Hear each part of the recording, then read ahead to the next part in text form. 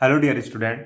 जैसे कि हमने पिछले पार्ट में आपको असमान गति के लिए स्थिति समय समान गति के लिए स्थिति समय ग्राफ बताया था। आज का जो हमारा टॉपिक आता है वो आता है असमान गति के लिए स्थिति समय ग्राफ।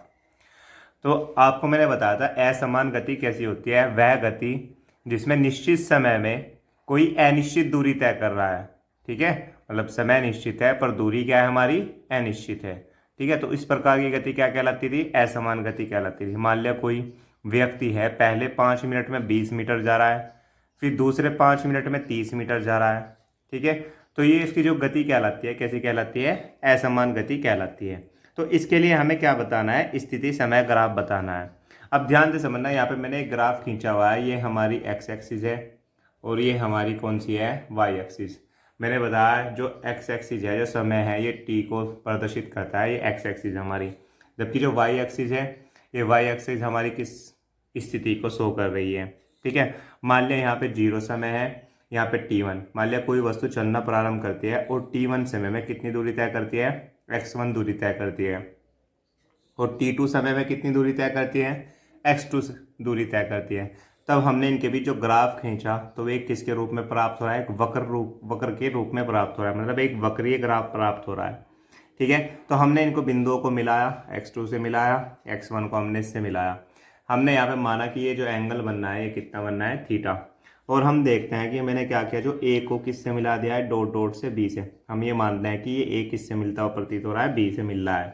ठीक है, तो असमान गति के लिए स्थिति समय ग्राफ के किन्हीं दो बिंदुओं को मिलाने वाली रेखा की प्रवणता उस समयांतराल के लिए औसत वेग को प्रदर्शित करती है।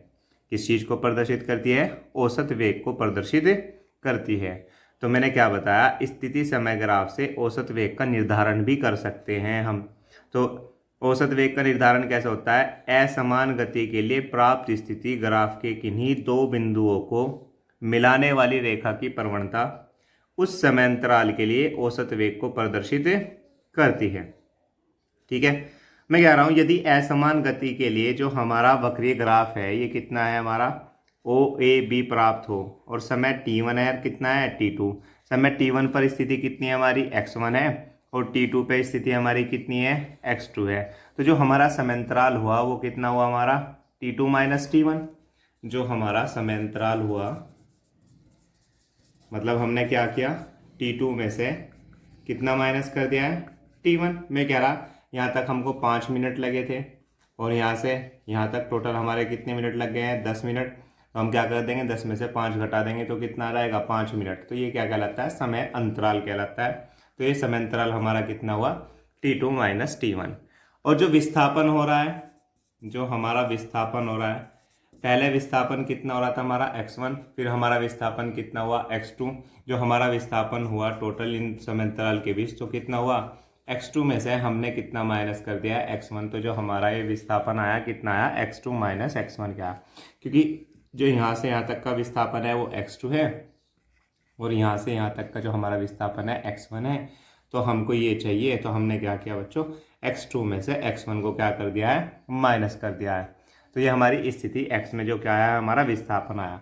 और आपको पता है कि जो औसत वेग होता है, जो वेग का फॉर्मूला होता है, तो वेग बराबर किसके होता है, विस्थापन बटे समयांतराल। तो क्या हो जाएगा, कुल विस्थापन बटे कुल समयांतराल के हो जाएगा। ठीक है, तो मैंने यहाँ पे क्या लिखा, कुल विस्थापन बटे कुल समयांतराल के। ठीक है, कुल विस्थापन हमारा कितना हो रहा है, x2 माइनस x1 है, और कुल समयांतराल कितना है हमारा, t2 माइनस t1 है। तो हमारा कुल विस्थापन कितना हुआ, x2 माइनस x1, और कुल समय कितना है हमारा, t2 माइनस t1। और ये हमारा क्या हुआ, औसत वेग। ये क्या हुआ हमारा, औसत वेग, मतलब वेक्टर ए वी का मतलब होता है एवरेज। तो हमने यहाँ पे एवरेज निकाला है यहाँ पे। तो ये एवरेज कितना आया हमारा, x2 minus x1 upon t2 minus किसके आ गया, t1 के आ चुका है। ठीक है, अब देखते हैं हम x2 माइनस x1 कितना है हमारा, यहाँ से c से b तक है, तो ये cb हो गया। और जो हमारा t2 माइनस t1 है ये कितना है हमारा, ac हो चुका है। तो जो हमारा औसत वेग आया किसके बराबर आया, cb बटे किसके, ac के। cb अगर हम इस त्रिभुज में देखते हैं, त्रिभुज abc की हम बात करें, तो abc या cb हमारा क्या है, लंब है। ए सी हमारा क्या है, आधार है। ए सी हमारा क्या है, आधार है। तो हमें पता है कि जो लंब और आधार में रिलेशन होता है वो हमारा क्या होता है, टेन थीटा के होता है। किसके होता है, टेन थीटा के होता है। तो जो बी सी बटे ए बी है ये किसके बराबर हो गया, हमारा टेन थीटा के बराबर हो गया। अर्थात स्थिति समय ग्राफ के बिंदु ए व बी को जो मिलाने वाली रेखा की प्रवणता है वो किसके बराबर हो रही है, टेन थीटा के बराबर हो रही है। अर्थात जो सी बी बटे ए सी है हमारा किसके बराबर हो रहा है बच्चों, टेन थीटा के बराबर होता है। फिर जो टेन थीटा है, टेन थीटा की जो वैल्यू होती है वो क्या होता है, टेन थीटा बराबर किसके होता है, लंब बटे आधार के होता है। अरे टेन थीटा किसके बराबर होता है, लंब बटे आधार के। और लंब कितना था हमारा, ए सी बी था, और आधार कितना है हमारा, ए सी। तो सी बी बटे ए सी बराबर किसके हुआ, टेन थीटा के बराबर किसके, लंब बटे आधार के। तो जो हमारा ये एवरेज आया, औसत वेग आया, ये हमारा कितना आया, x2 माइनस x1 बटे t2 माइनस t1 बराबर सी बी बटे ए सी के। और जो सी बी बटे ए सी है वो क्या है, हमारा टेन थीटा है, और बराबर किसके है, लंब बटे आधार के।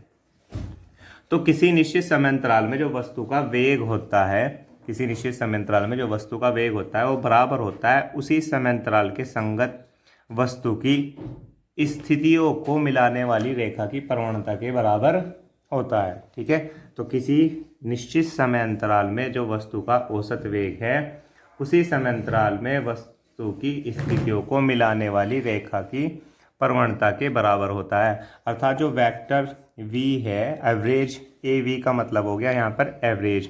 तो जो औसत वेग है हमारा किसके बराबर हो रहा है, टेन थीटा के। अर्थात vector A V equals to किसके हो रहा है, टेन थीटा के बराबर होता है, हो रहा है यहाँ से इसके बराबर हो रहा है, टेन थीटा के बराबर हो रहा है। तो जो औसत वेग है वो किसके बराबर हो रहा है, प्रवणता के। तो उसी समयांतराल के संगत वस्तु की स्थितियों को मिलाने वाली रेखा की प्रवणता के बराबर हो रहा है। ठीक है, तो आपको क्या करना है, इसको अच्छे तरीके से करना है, ये नोट कर लेना है।